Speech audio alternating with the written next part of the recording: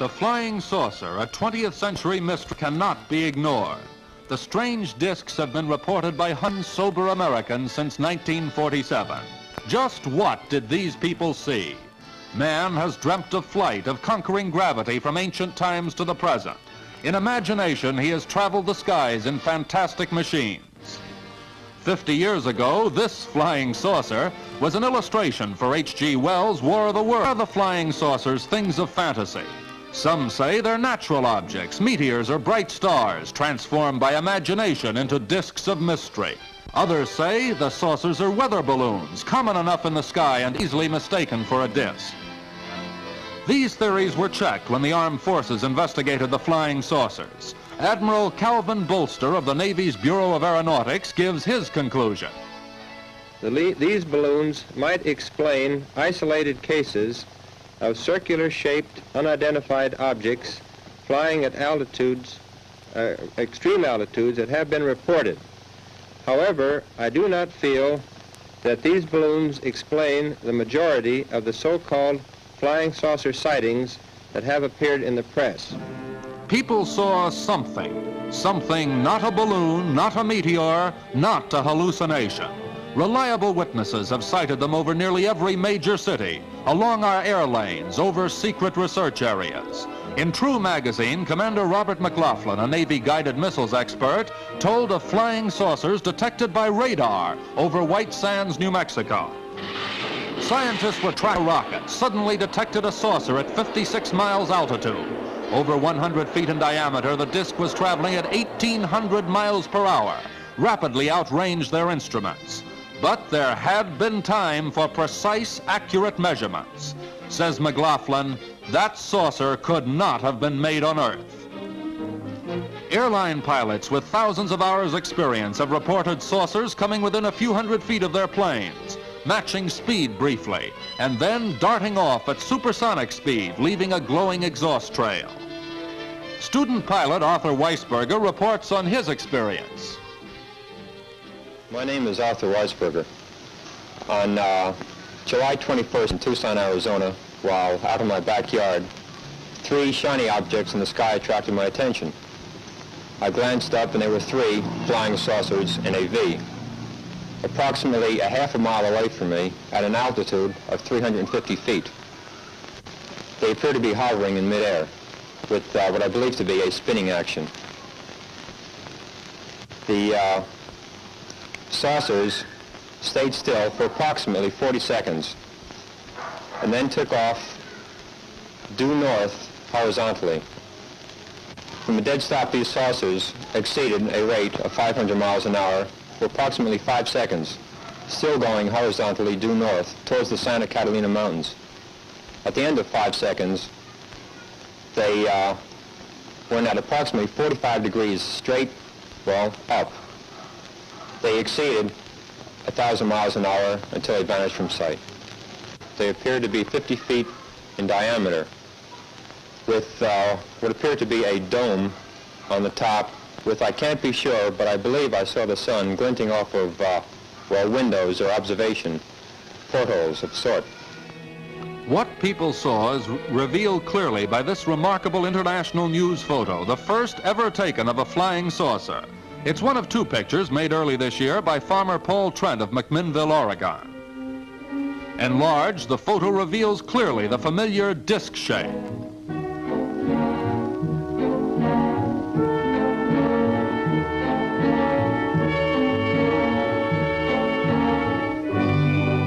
Trent was able to snap only 2 photos of the saucer. He estimates the size at about 20 or 30 feet. Says that from a near hovering position when first seen, it accelerated rapidly and vanished from sight in no time at all. Note the control tower in the center, referred to by Weisberger. This enlargement shows it to be vertical compared with the saucer's angle of flight.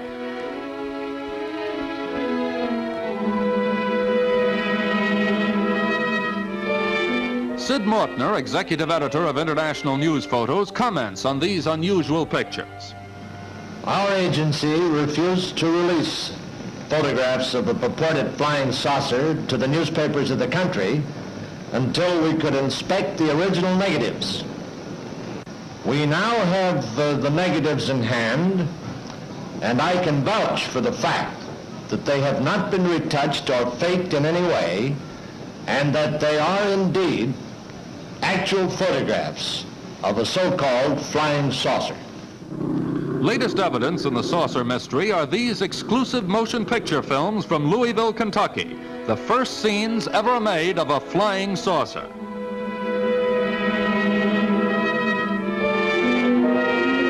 Note the white halo around the saucer, an effect reported by some observers. Slightly irregular in shape, the disc appears to be rotating and to possess a dancing motion against the background.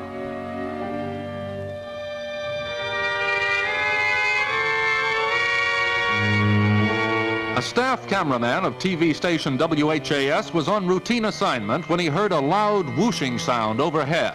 Looking up, he saw the saucer hovering in the sky. After 2 minutes, the disc accelerated and vanished directly upwards. An investigation revealed no weather balloons aloft at the time.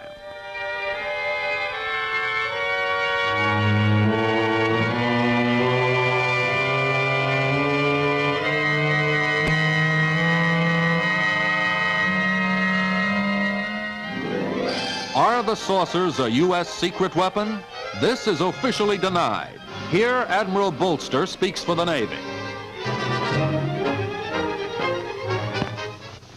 In my position in the Research and Development Organization of the Bureau of Aeronautics and of the Navy Department, I am thoroughly familiar with both our aircraft and our guided missiles programs and can state without reservation that the Navy has no saucer-shaped aircraft or missile in any of these programs.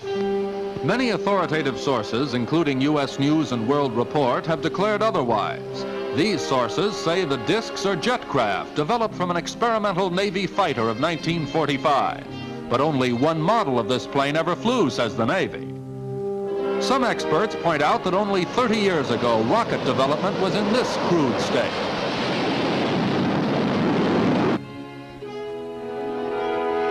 In 2 decades, German scientists developed these primitive rockets into the fearsome V-2.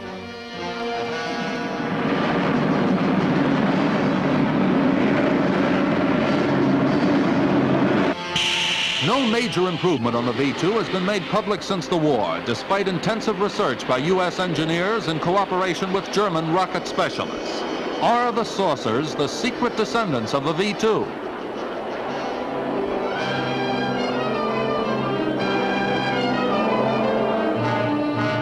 The author of this book, Annapolis-trained ex-Marine Major Donald Kehoe, says the saucers are not from this earth, that they far outperform any craft that man can build today.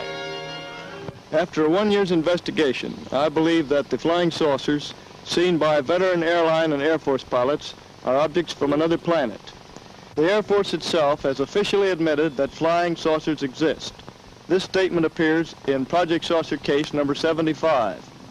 Not only that, the Air Force has officially analyzed the motives of possible visitors from space. Here is a direct quotation from the official report. Such a civilization might observe that on Earth we now have atomic bombs and are fast developing rockets. In the past history of mankind, they should be alarmed. We should therefore expect at this time above all to behold such visitations. Agreeing with Kehoe is Commander McLaughlin. From his observations, we the people constructed this model of a flying saucer as it might appear in interplanetary space.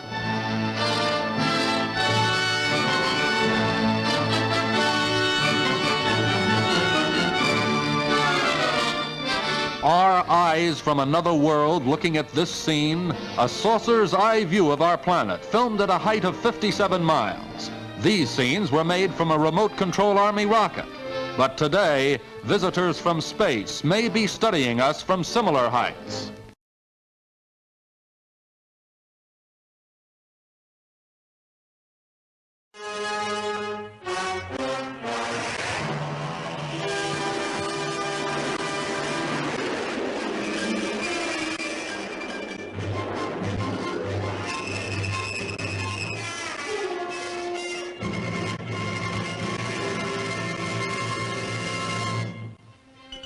From out of nowhere, the flying saucer mystery is with us.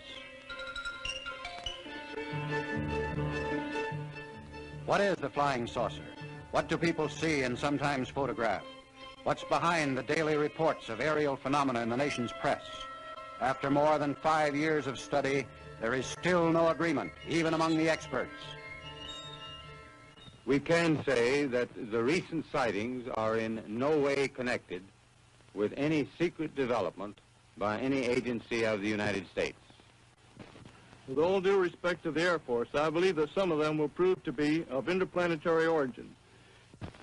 In my position in the Research and Development Organization of the Bureau of Aeronautics and of the Navy Department, I am thoroughly familiar with both our aircraft and our guided missiles programs and can state without reservation that the Navy has no saucer-shaped aircraft or missile in any of these programs. I glanced up and there were 3 flying saucers in a V, approximately a half a mile away from me at an altitude of 350 feet. They appear to be hovering in midair with what I believe to be a spinning action. What are these shadowy voyagers of the atmosphere? While our forefathers were still dreaming of flight decades ago, they sketched these aerial vehicles of the future. Strangely, some of them resemble the saucers of today.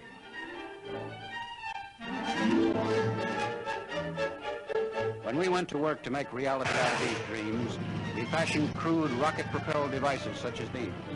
While unsuccessful in themselves, they proved to be our first fumbling efforts to master the techniques of jet and rocket propulsion. If the flying saucers are of this earth, this may be how they were born, with their later growth and maturity cloaked in official secrecy. When the smoke of the war blew away in 1945, we found ourselves suddenly arrived in the age of rocket propulsion. However, since then, the lid has been on. Other than announcements of ever-increasing altitudes reached by the rockets, we have had no reports, though we know millions are being spent on them. To our knowledge, the engines in the B-47 are the most powerful in use today. Yet the announced speed of this airplane is only 600 miles per hour, a mere fraction of the velocity of the discs. Only if radically new aerodynamics are in use could the discs be powered by jet engines of today. This is a Thunderjet executing a loop, hazardous in a jet plane because of the centrifugal force the pilot must withstand during the pullout. Yet characteristic of the saucers is their fantastic maneuverability. Discs, moving at many times the speed of sound, suddenly reverse direction. Flight surgeons say any human pilot attempting this would perish instantly.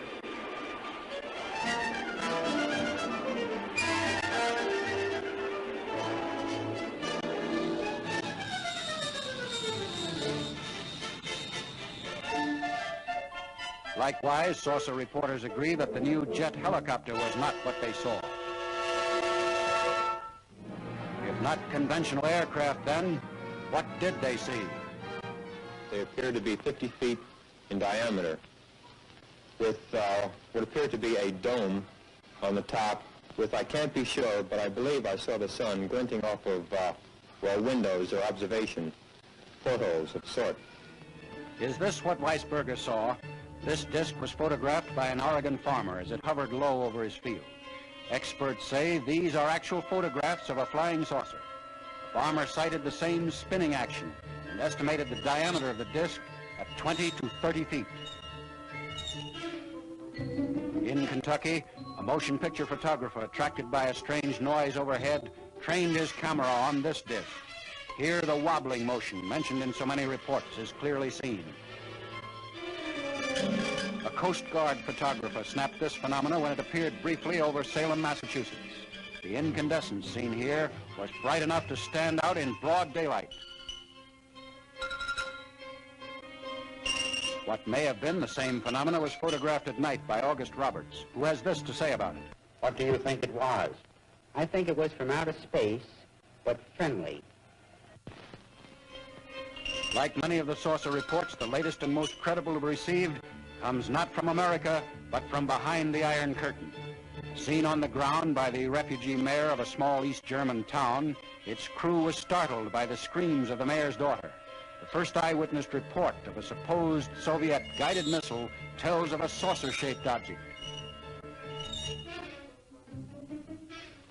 The moment the crew disappeared in the cylinder, the disc rose with a humming noise until the thing was standing on the cylinder like a big mushroom. Then, he said, the disc began rotating. Red, blue, and green flames spurted out from the holes in it. He thinks they were for jet propulsion, these holes. He saw the thing rise straight up from the ground and move off parallel with the ground once it had gained height. It moved faster, he said, than any fighter plane he had seen, and it made a terrible roaring noise. From such reports as these arise many theories to explain the discs. Undismayed by the attacks of True magazine, Frank Scully, author of a book, Behind the Flying Saucers, offers his views. Now, of course, to assume that there's no intelligence equal to ours anywhere else in the universe is to belittle the universe, because we don't show much intelligence, obviously. But the likelihood of other planets elsewhere in other planetary systems, in other universes, of having not only what we got, but lots more, since the planets might be older, their intelligences could be much more mature, more advanced. They could have even passed through an atomic age long ago. Or they could have been souls that never were fouled up like our Adam and Eve and never went through all this. And if they are perfect souls elsewhere, the thing is, they are not killable. They're immortal already. So the idea of the Air Force telling them to shoot them down is idiotic. Next, a more conventional theory is advanced by physicist Noel Scott. The expression flying saucers is a catch-all term for unusual lights occurring in the sky. It is possible that some of these lights are caused by masses of electrically charged particles of air. Electrified air can assume many different colors, such as yellow, red, pink, orange, green, and blue. This experiment demonstrates that charged masses of air can be made to move in formation, change course, change brightness, appear, disappear, and reappear. These electrified masses of air produce no sound but can be detected by radar. The atmospheric conditions necessary for producing this phenomena are certainly not prevailing conditions that exist in the upper atmosphere. However, it is not altogether improbable that there may be occasional local conditions responsible for this glow, which might be interpreted as flying saucers. In the Engineer Research and Development Laboratories, Fort Belvoir, Virginia, Dr. Scott shows how to make your own flying saucers. Some say the apparitions are the result of light refracting from what is called an inversion layer, such as an oasis will appear in the desert. In a glass bell, Dr. Scott reproduces weather conditions which prevailed during many of the recent sightings. If Dr. Scott's theories are correct, what you are looking at now is an actual flying saucer. It's possible that even the headlights of your car can create them. With the Air Force hard-pressed for an accounting of the mysterious invaders, this explanation is popular. But General James Samford points out, even this theory does not explain all the reports.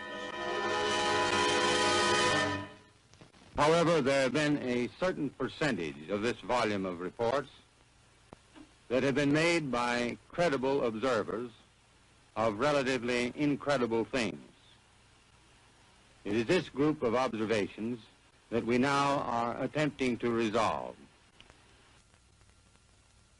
We have, as of date, come to only one firm conclusion with respect to this remaining percentage, and that is that it does not contain any pattern of purpose or of consistency that we can relate with to any conceivable threat to the United States.